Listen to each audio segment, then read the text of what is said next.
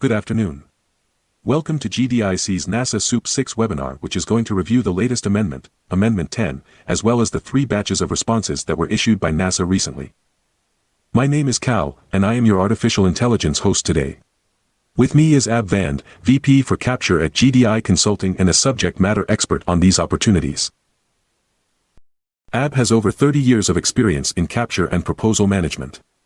He is considered an expert in self-scoring as well as traditional proposal and capture efforts. Ab has managed over 1,000 successful capture and proposal efforts and is a regular contributor to Washington Technology and other online GovCon magazines. He has also held numerous training webinars for various APMP chapters and APEX, previously PTAC, offices throughout the U.S. Before starting, there are a few housekeeping notes I would like to mention. First, this webinar is being recorded and the link to the recording will be sent to you within 24 hours. Second, we will hold a Q&A session at the end. You can send your questions during the webinar by the chat system to the right of your window and Ab will address them at the end. Third, you can download this presentation by clicking on the link under File on the right-hand side panel on your window. We highly recommend you download the slide deck so that you can always refer back to it. So let's see what this webinar covers. We will first have a quick glimpse on GDI Consulting's capabilities.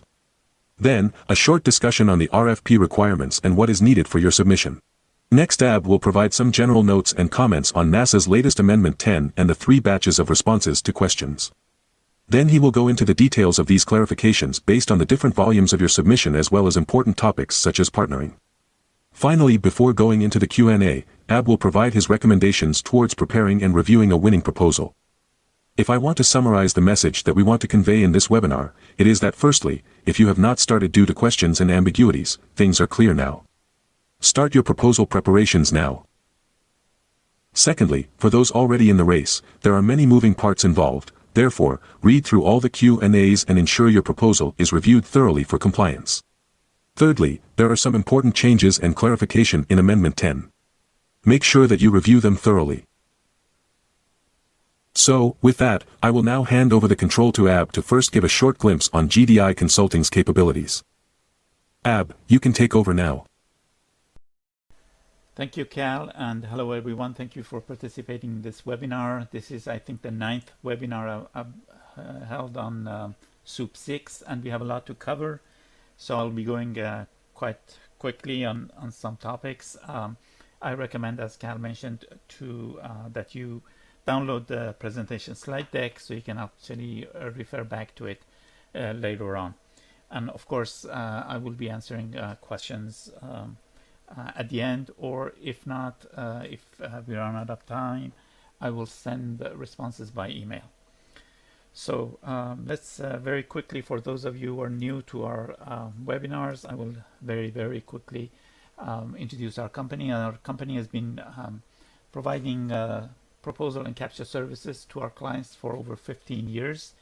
And we are one of the top leaders in both traditional as well as self-scoring proposals. Just yesterday, the government announced the awardees for the Oasis Plus unrestricted, and we had 22 clients who won on that. So we have 4 divisions: proposal development, capture management, support services, which covers is usually for larger businesses, competitive intel, black hat exercises, and price to win, and then finally training, customized training for proposal development, capture management. That was a quick one. So the services we provide for SEWP VI are essentially free consultation and eligibility and qualification assessment, and we do these freely. We recommend highly that for those of you who have not decided yet, jump on a call with us and we can help you decide whether you should or could actually go after this or not. And this is a free service that we provide. Then we have 2 major services: full proposal development, in which we put a dedicated proposal team to prepare your proposal cradle to grave. And then for those who are doing it in-house, we provide reviewing services for SEWP VI. So these are the services we have for SEWP VI. Now let's discuss a little bit about SEWP VI before going into the Amendment 10 and the Q&A responses. So there are, as you know, three categories: A, B, C. A is essentially equipment. They call it solutions. B and C are services. Category B is for larger type task orders once you're awarded, and C is for smaller ones. A and B are for small plus large businesses, but category C is just small business set aside. Okay, so these are the technical areas under each of these categories. So category A has 9 technical areas, and from here on, when we go into the details of the requirements for past performance or the reps or as they call it, relevant experience projects or the cleanse, everything, forget about the last one. So that 9A here, product-based services, is not one of the ones that you're supposed to provide past performance towards or cleanse or reps. So that's these are the 9 areas or the 8 main areas under category A. And then for category B, there are 11 areas. Again, 11B, program management and ancillary services, is not part of what you're supposed to provide service reps or past performance for. And then we have category C, again 11 areas, very similar to B. And again, 11C, program management and ancillary services, you're not supposed to provide contracts towards experience and past performance. So let's very quickly also discuss proposal requirements. So there are essentially 3 volumes to the proposal. Offer volume, which is the administrative documents, the certifications for ISO 9001, which is required for all 3 categories, and CMMI level 2, which is only needed for category B. So you put in the certifications here, or if you don't have those, but it's in the process, you put in the POC information there. And then mandatory experience. This mandatory experience is different for category A, B, and C, so I will discuss that in the next slides. Then you have volume 2, which is past performance. Essentially, you have up to 10 pages to write towards up to 3 contracts. You also have to provide past performance questionnaires towards those contracts and send it to the contracting officers for those contracts to sign and send directly to NASA. And then volume 3 is mission suitability volume. It has 2 subfactors, technical approach and management approach. Each of these are 15 pages. So this is the overall structure. It seems simple.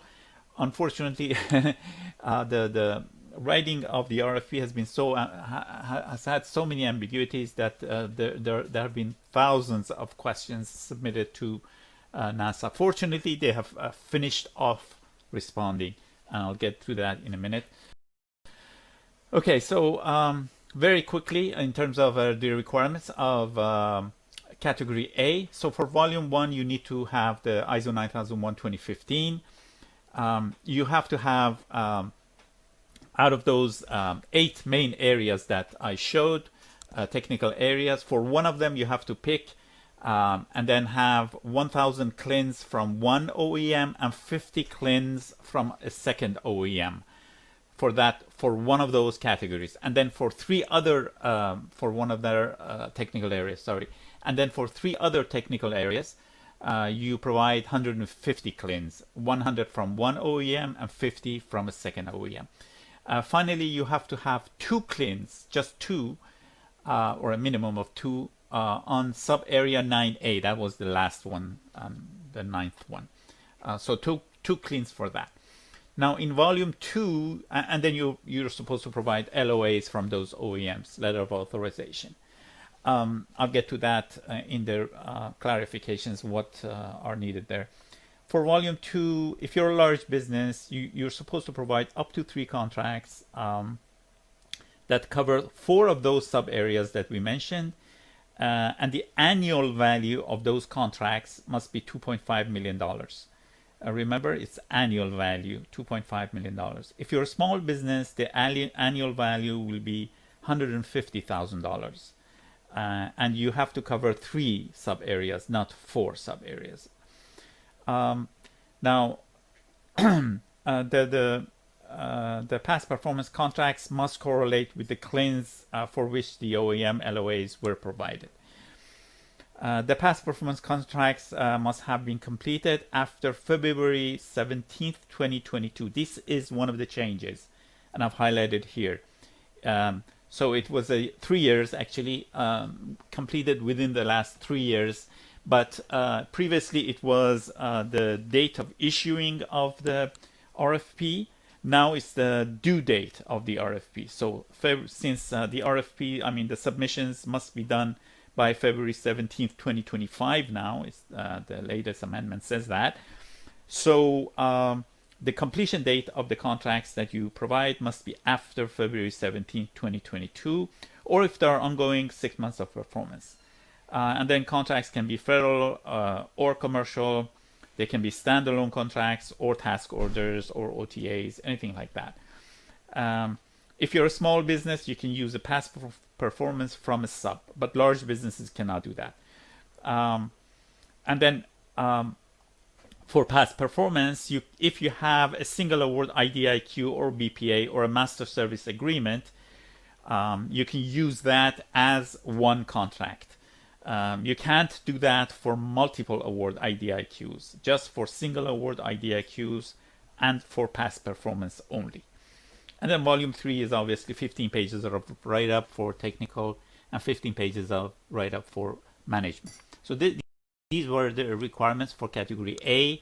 Very quickly going to category B and C before we jump into amendment 10. So for category B, you not only need ISO 9001 2015, but you also need CMMI level 2 or higher. Again, here,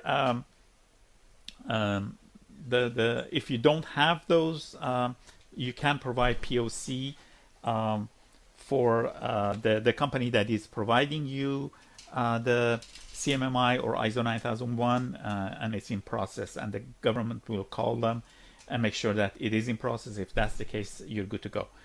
Now here, instead of CLINs in like in category B, you're supposed to provide contracts here.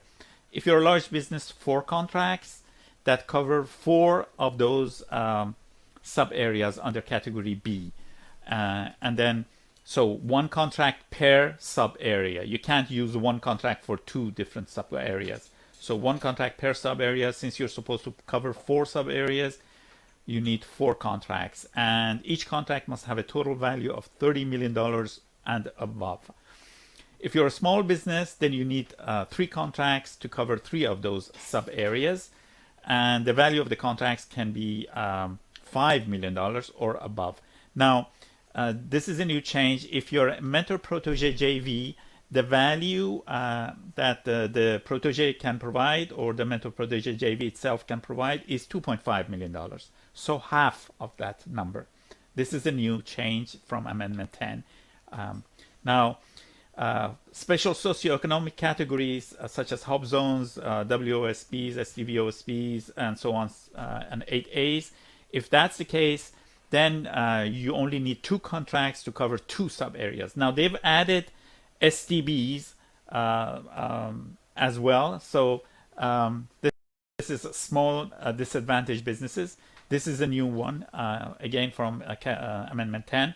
So if you're a SDB company, you only need to provide 2 contracts to cover 2 areas, and the value must be $4 million total value. Now, if you are a socioeconomic joint venture, then the total value must be over $2 million, so half of that $4 million. Okay, that's volume 1. Volume 2, past performance. If you're a large business, you have to, again, up to 1 to 3 contracts, but the annual value of each of those contracts must be $2.5 million, and you need to cover 4 of the category B sub areas. If you're a small business, you need to cover 3 of the sub areas, and the annual value of each of those contracts must be above $1 million. For socioeconomic categories, again, STBs have been added. Here, the annual value is $1 million, but you need to cover 2 areas only. And the socioeconomic JVs and MP JVs, this value is $500,000. And this is category B. So if you're a small business socioeconomic, $1 million. If you're a JV or MPJV, the value is $500,000. The requirement for February 17, 2022 stands. So make sure if you've already selected your contracts, that the completion date is after that. All the other requirements that I mentioned for category A past performance stand here too, such as using single award IDIQs and the types of contracts that you can provide, and so on and so forth. And volume 3 is again similar, 15 pages write-up for technical and 15 pages write-up for management. Now we have the same essentially requirements for category C, except that in volume 1 you don't need CMMI, and the values are a little bit smaller. So if your total, remember category C is for small businesses only. So if you're total small business, you need 3 contracts for 3 different categories. So 3 reps, as they call it, relevant experience projects. So 3 reps, and the total value of each of these must be $2 million. If you're a special socioeconomic company, then including STBs, then you only need 2 contracts to cover 2 areas, and the value is $2 million. However, for socioeconomic joint ventures and MPJVs, this value can be over $1 million, so it's half. Okay, and for volume 2 past performance, so total small businesses up to 3 contracts, but the annual value must be $500,000 to cover 3 areas. If you're a socioeconomic category, including STBs, you only need to cover 2 areas, but still $500,000. Now again, for socioeconomic JVs and MPJVs, this has been halved to $250,000. And the other requirements remain the same.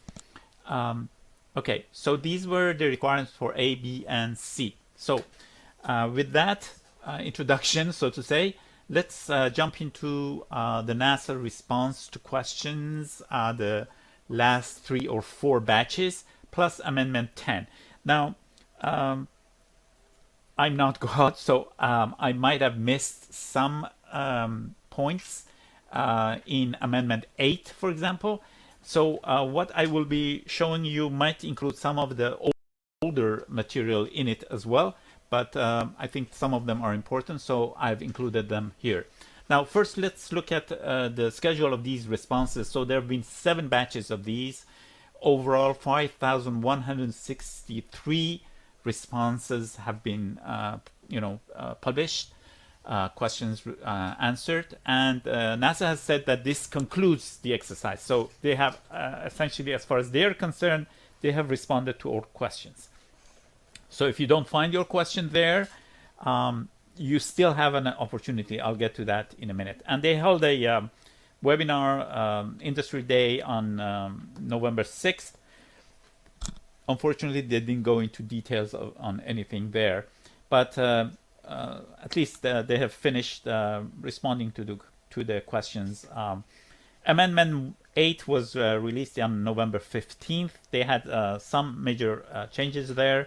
They expanded the providers list for category A, which was very important for many companies. So a lot of more OEMs were listed that were acceptable.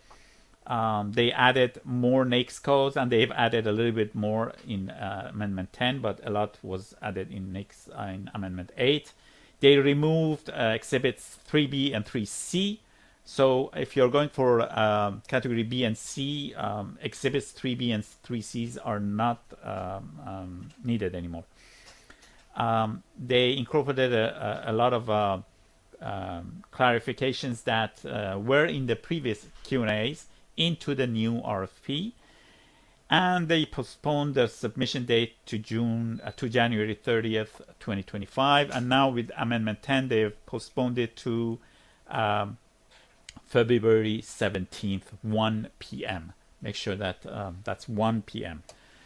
Okay, so that was that. Now let's look at the major changes in Amendment 10. Obviously, there are quite a lot of changes.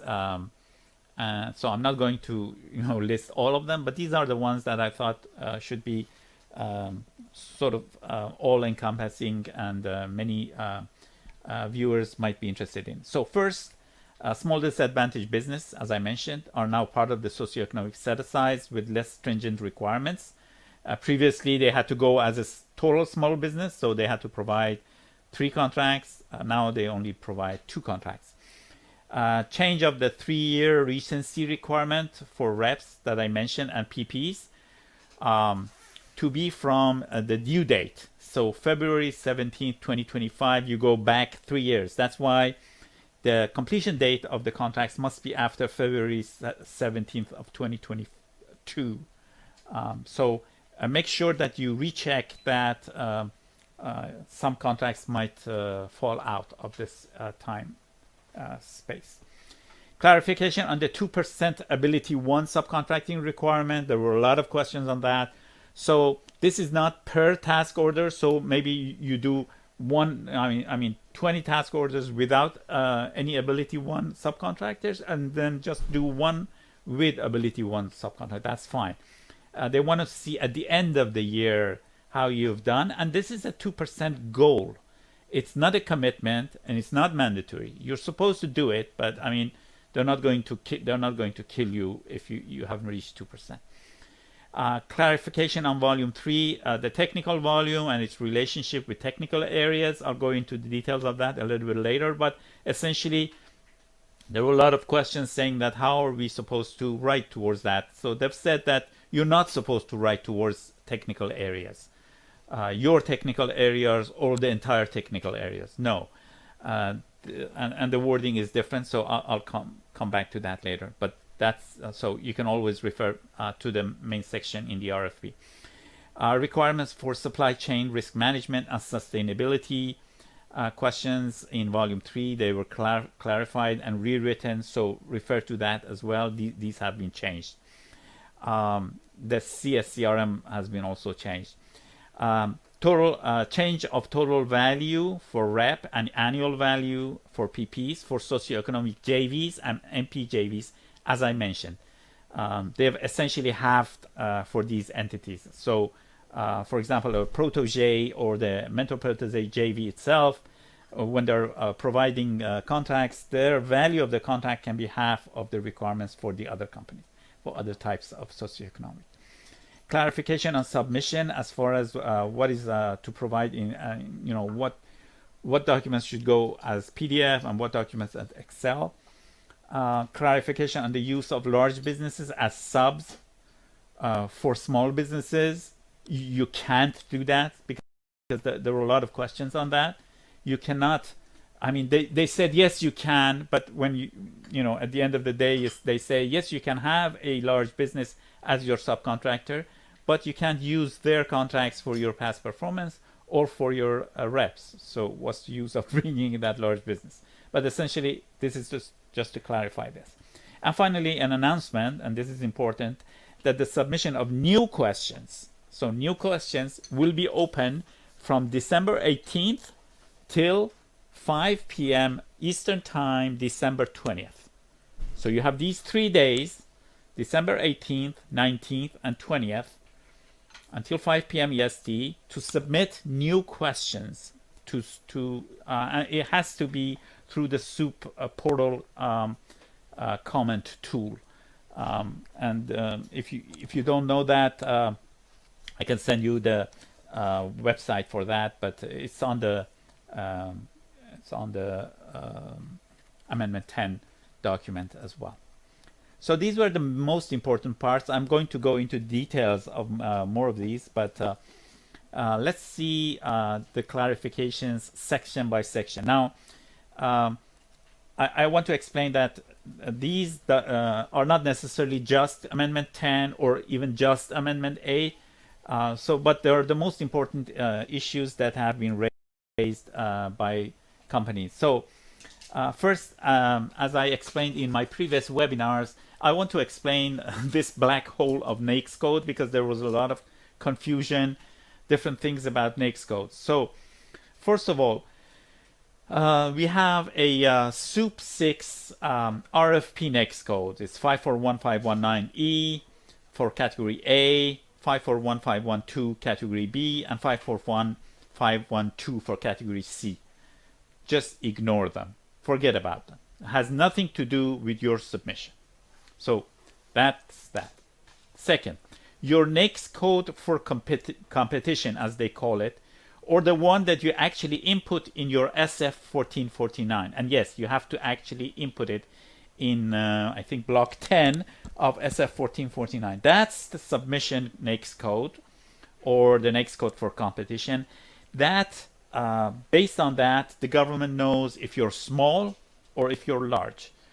And then they are going to review your proposal. So if you're small under that next code, then all the requirements for small businesses fall up on you. But if you're large under that next code, then they consider your large business. You have to, for example, past performance must be $2.5 million annual and things like that. So that's the important one. Now, and that's called next code for competition, or the one that you actually provide in your SF1449. Now there is a next size standard crosswalk, exhibit 4. You're supposed to do that, fill that out. That's for each of these categories. There is a list of all of these next codes. So if you're going for category B, for example, there are 30, 40 of these next codes in that exhibit 4. You just mention whether you're small or large, and also your socioeconomic category under each of these. So you have to fill out this exhibit for all of the next codes, okay, for that category that you want to go. This will help the government later on when you get the task orders, and the task order is towards one specific next code. Then, depending on whether you were small under that next code or large, you can participate or not. So make sure that you actually respond to all the, mention whether you're small or large and your socioeconomic standing for all the next codes under that category. Then the fourth one is next code of your rep contracts, REP contracts. So in experience, this is for category B and C. What do you put there? Okay, you are open to use, the contracts that you use there can have any next codes that are acceptable. They call it in-scope next codes that are acceptable for that category. And these are listed again on Exhibit 4 and also on the RFP. So if you're going for category B or C and you're providing a rep, you want to see what next code that rep can have. It can be any of the next codes under that category, in-scope next codes, as they call it. However, number 5, for your past performance, the next code of the contracts that you provide must be the same as number 2, the next code for competition, what you put in 1449. So the next codes for your reps can be any of the next codes under that category. That's fine, but the next codes for the contracts that you provide for past performance must be the same as the one that you actually submitted in your SF1449. Now, they have corrected this because there were a lot of questions. What happens if it's not, and things like that. It's fine if it's not, but you have to write, you provide reasoning towards relevance. So maybe, you in your SF1449, you say 541512 is my next code for competition. And then you have another, you're using a past performance contract that has 541519 or 541511 or any other next code. And you have to provide reasoning why it is relevant to 541512. Okay? So reps can have any next codes, but past performance contracts must have the same next code for competition. Or you provide reasoning in your write-up why that contract is relevant. So that's the black hole of next code. I hope I have clarified some of that.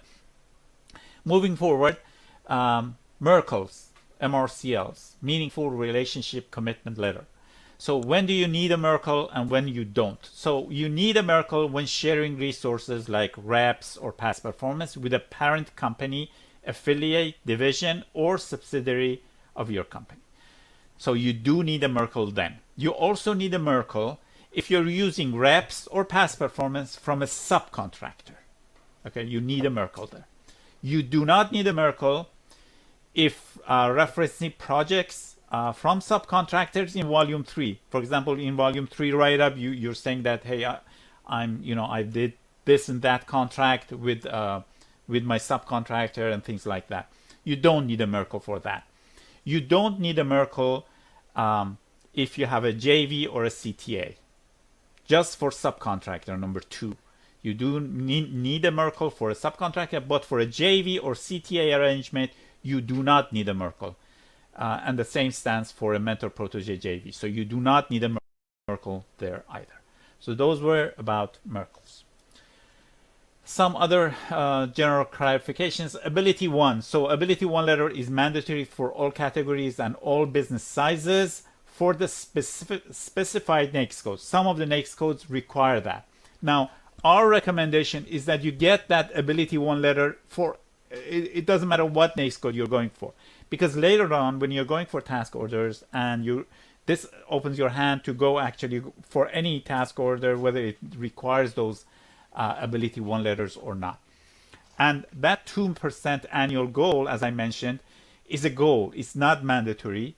And it's annual. It's not per task order. So you're supposed to, at the end of the year, when you report to NASA, you say, I received $10,000, for example, and 2% of that or 1% of that was given to a subcontractor under Ability 1. And that's a goal, as I said. It's not mandatory that you reach that 2%. So that's Ability 1. Now, financials. You're supposed to provide a copy of your recent financial statement in Volume 1. A bank letter of credit is also advisable. They've said that that's good to actually provide. And they have actually rewritten the language for this in the RFP, so you can actually refer back to that. Multiple proposals and categories. So you need a separate proposal for each category. If you're going for B and C, it's as if you're submitting for 2 different contracts, 2 different proposals, 2 different everything, so you might have to copy Exhibit 4, for example, for both of them. Even the PPQs, must be submitted for both of them, even though the good thing of it is that they have said that if it's sent once but referenced twice, that's fine. But at the end of the day, it's like 2 separate proposals. If you bid on a small business on a category and win, you can participate in the unrestricted task orders in that category as well, but not vice versa. And when you win on a category, you win for all of those technical areas, not just the ones that you submitted, your reps or past performance for. You can participate in all task orders under that category. Your award is based on a category, and I mentioned that. Okay. So let's move forward. Let's now go into volume by volume. What's important, what are the changes and clarifications. So volume 1. Volume 1 is a little bit different between category A and B, so I will mention for each of these. So for provider claims, that's category A. You're supposed to provide one minimum 1,050. So the thing is that providing more than that has no difference. I mean, it's not going to make you win that vehicle. They will use that after the award, but it will not affect whether you provide 1,050 or you provide 10,000. It's not going to change anything. You can use the same provider OEM for multiple technical areas. So the minimum is 2 overall. One provider for the larger number of claims and a secondary provider for the smaller one. The designated providers, the ones providing the 1,000 and the 100s for the 3 other areas, they must be part of that Enclosure 1 SEWP providers list, which was updated in Amendment 8, but make sure that it is in that list, the one that you're using. But the ones that you use for the 50s, they don't have to be on that list. and you don't have to provide LOAs for them, just LOAs for the designated providers. There was confusion in the previous requirement as to whether your CLINs should cover the maximum sub areas under that technical category, and they've clarified it. You provide your offering, so you're not supposed to, if say for example under category under technical area 1, which is computer systems and computing facilities, I think there are, I don't know, 40 or so sub areas. You're not supposed to cover all of those in your with your CLINs. There was this confusion. What are we supposed to do? Just provide your offerings. That's all. You're not supposed to cover as many as them or things like that. I had a client who asked me exactly that, and before this clarification, I told him that he should try to pick a OEM that will provide as many of those, sub areas under that technical area. But no, that's not the correct answer now. Just provide whatever you're providing. They're not going to check that. Provider subsidiaries and brands, again for category A, all subsidiaries and brands belong to one OEM provider on the government list can be used. So if there are subsidiaries under one of those OEMs that's on enclosure 1, it can be used. Distributors, however, cannot provide LOAs. This is important. Maybe you get the LOA through the distributor. Maybe you're not in contact with the OEM, but at the end of the day, the signature is from the OEM, and the LOA is between you and the OEM. So that's important. Okay.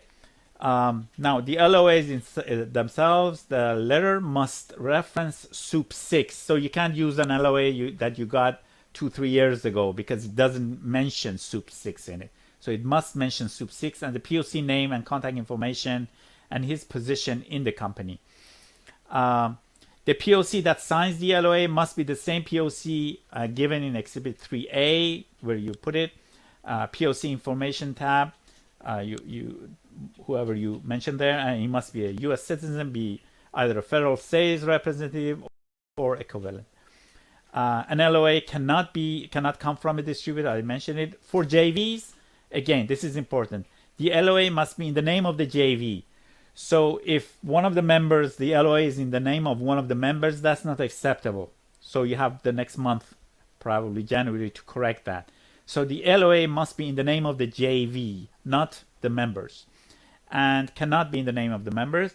LOAs are not needed for providers for each area that give you the extra 50 CLINs. The LOAs are only for those designated providers, the larger ones. So maximum 4, because you're supposed to cover 4 areas. 4 LOAs is maximum. You might have just one LOA. For example, if you're going for, say, Dell or Cisco, they might cover 4 different areas, and that's it. You need one LOA. Okay. Next, pricing for CLINs items in Exhibit 3A. For CLIN pricing, the following costs are not priced in the RFQ order level: travel, credit discount, delivery fees, government imposed fees, ODCs, overhead, and general administrative. So these are not included. You must include agency administrative handling fee, which is 0.34% maximum. All prices are considered ceiling prices, and you can provide discounts at task order level. If you are on a GSA mass schedule, your provided pricing must be equal or less. So make sure if you're on a mass schedule, the prices you provide must be equal or less. Exhibits 3A to 3C, so overall. Now, first, exhibits 3B and 3C have been removed. They're no longer required, as I mentioned. Now, the exhibit 3A has been changed, so make sure that you're using the latest one. Column H has been completely removed on that.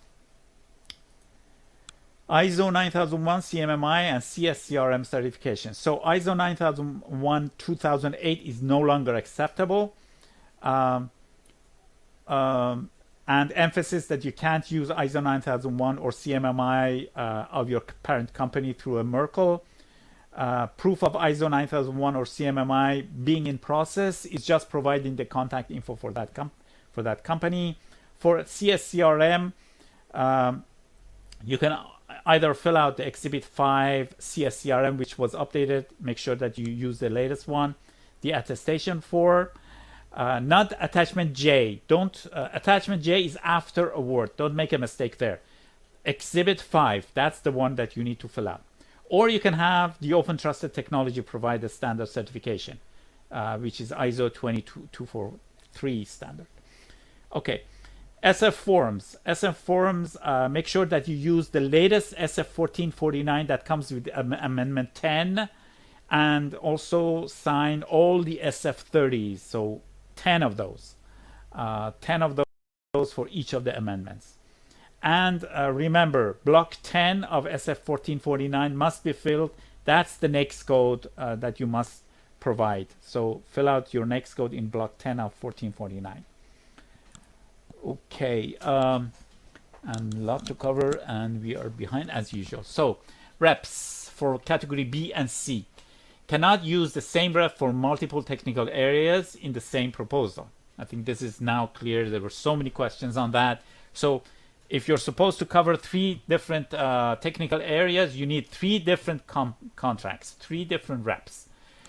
You can use the same rep for multiple categories. So if you're going for B and C, you can use that same contract in B and in C.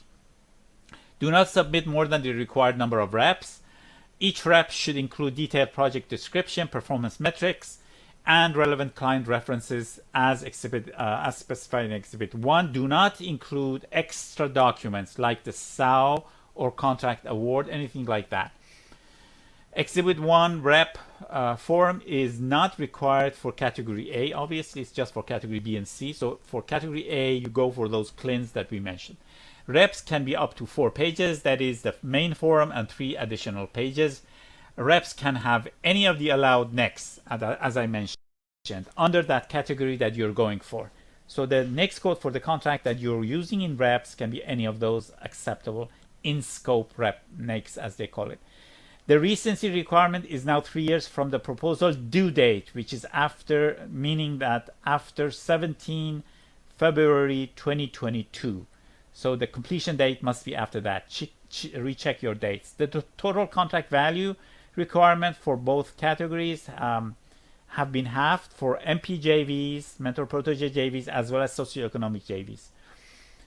Note that mentors in an MPJV cannot provide reps per response number 3089 batch 6. I wanted to make sure that this is understood. So if you're a mentor protege, your mentor cannot provide your reps or past performance. In fact, your mentor cannot provide it. Only the protege contracts, or if the mentor protege JV itself performs some contracts, they can be used, and the value for those is halved. But the mentor itself cannot provide any past performance or rep contracts. This is important. If you want to refer to it, number 3089 batch 6. Okay, those were for volume 1. Let's look at the changes in volume 2, past performance. So note that for category A, past performance should be from the first 8 technical areas and 9, not the 9th one. So product-based services cannot be the type of the contract that you're providing for volume 2, past performance. For category B and C, the same, but it's the 11th contract. So program management, ancillary services cannot be the type of contract or technical area that you're covering for your past performance.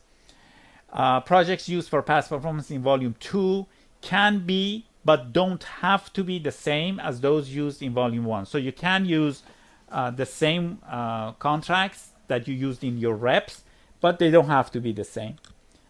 This is obviously for category B and C. The recency requirement is now 3 years, I mentioned. So 17th February 2022. Make sure that you check your dates for that, volume 2, past performance. The total contract value requirement for both categories has been halved for mentor protege JVs as well as socioeconomic JVs, again similar to volume 1. Note that mentors, again here, per response number 3089 batch 6, mentors cannot provide reps or past performances. It should be past performance here. Important. For all categories, the NAICS of the past performance project used must be the same as the submission NAICS. Okay, what you put in 1449, that form. So make sure that you do that. I mean, your contract has the same NAICS. If it doesn't, then you have to provide reasoning why it is relevant. In the 10 pages that you have to discuss your past performance, make sure that you provide enough reasoning to show they are relevant to that NAICS code that you're submitting. Okay, so that was volume 2. Let's see the changes in volume 3. So for technical approach, the offerer must provide, and this is in quotes, so you can see what it's saying. The offerer must provide a summary description of their overall technical offering and general capabilities in accordance with the proposed category scope. See attachment A, SEWP scope, section A2 scope.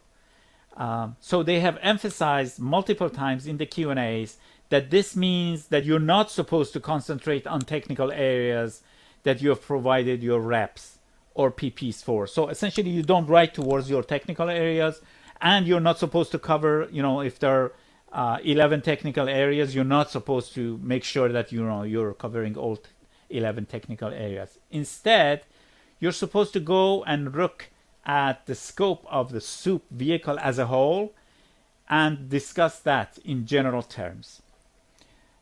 Also, with regard to the next generation technology that they've said you must write towards, you should provide examples as it relates to your offerings and capabilities.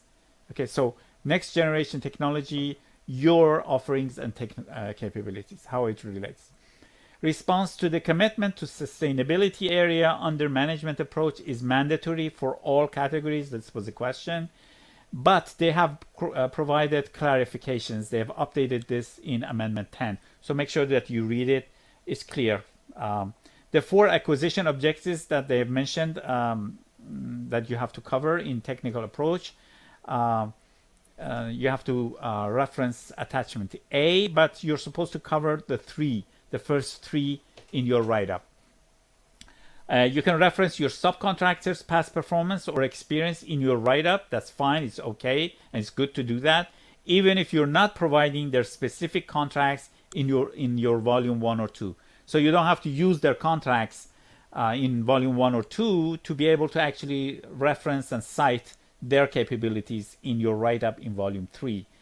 And you don't need any, Merkles or anything like that to actually use their past experience in your write-up in volume 3. And 6.1, you should mention any contracts terminated or descoped during the past 3 years and the reasons for that. And this is not counted against the page count limit. So this is not counted against those 10 pages. But make sure that you actually do write if you had anything terminated or if you had any contracts descoped during the past 3 years. Put it 11th page, separate page with a proper heading, and discuss it and explain why. So that's volume 3 clarification. And I should mention that the matrix, the past performance matrix, has been updated also. I think it's page 111. So make sure that you review that. That's part of the 10-pager that you put, that matrix. You have to include that. Okay, so those were the 3 volumes. Let's discuss a little bit about partnering also. Nothing changed much as far as Amendment 8 and previous webinar. So emphasis that OTSBs other than small businesses, meaning large businesses, cannot use subcontractors for volume 1 and 2 contracts. So they're on their own. You can prime and at the same time be part of another JV or CTA per category. This includes priming as OTSB and subbing as small business if you're small under some NAICS codes. You cannot be, for example, be in two JVs. That's not acceptable. Okay, so you can be once prime and once part of a JV or CTA, but you can be a subcontractor as many times as you want. So in number 3, you can see that prime once, part of a JV or CTA once, subcontractor as many times as you want. Partnering, meaning JVs and CTAs, do not require a Merkle, as I mentioned, but if you're using a past performance of a subcontractor or a rep, you're using their rep or past performance, which is only allowed for small businesses. Obviously, as item number 1, I said OTSBs cannot use that. Then you need a Merkle in your proposal. For these types of subcontractors, you need to provide a NAICS code crosswalk as well. Okay, so that NAICS code crosswalk is needed also for these subcontractors. Subcontractors and teammates can always be added after the award. So if it doesn't add value as far as volume 1 and volume 2 is concerned, you don't have to actually create new subcontractor agreements and things like that. You can always add them later on, even for task orders, depending on the type of task order. If you're subbing, you can participate in multiple teams, and it is allowed. So you can be a sub to 10 different teams. That's fine. Small businesses can have large businesses in their subs, but cannot use the large businesses contracts for rep or PP for volume 1 or 2. So what's the use of doing it? I don't know. I mean, because you will see that's a problem. Companies have written, can we do that? And the government has said, yes, that's it.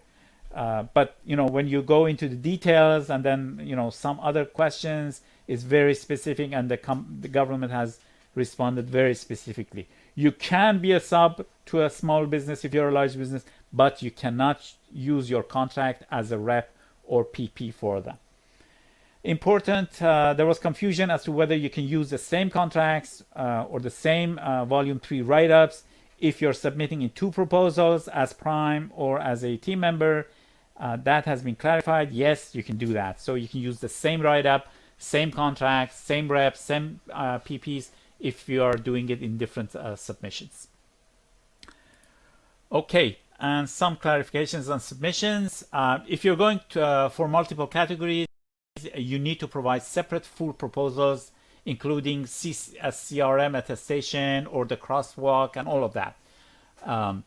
Each LOA should be saved separately within Volume 1 folder based on the naming convention explained on page 94 of the RFP Amendment 10 version. That's page 94 of Amendment 10 RFP. Emphasis that proposal components such as exhibits, ISO 9001, and LOAs should be saved separately as individual PDFs within the same folder of their corresponding volume. So at the the structure is like that: one volume that you will you will zip at the end and submit. That's your submission volume. Within it, you will have 3 volumes: volume 1, volume 2, volume 3. Within each of those, you will have 1 or more PDF documents, depending on the discussion here. So the main document will be the main PDF, and then maybe some of these exhibits, like ISO 9001 certifications or LOAs as secondary PDFs within that folder. Exhibits 3A, Exhibit 4, and Exhibit 5, which are in Excel format, should be submitted as Excel format. You are not supposed to convert them to PDF. They have changed this. Initially, they said you should convert it to PDF and also submit Excel sheet and things like that. Final in Amendment 10 is this.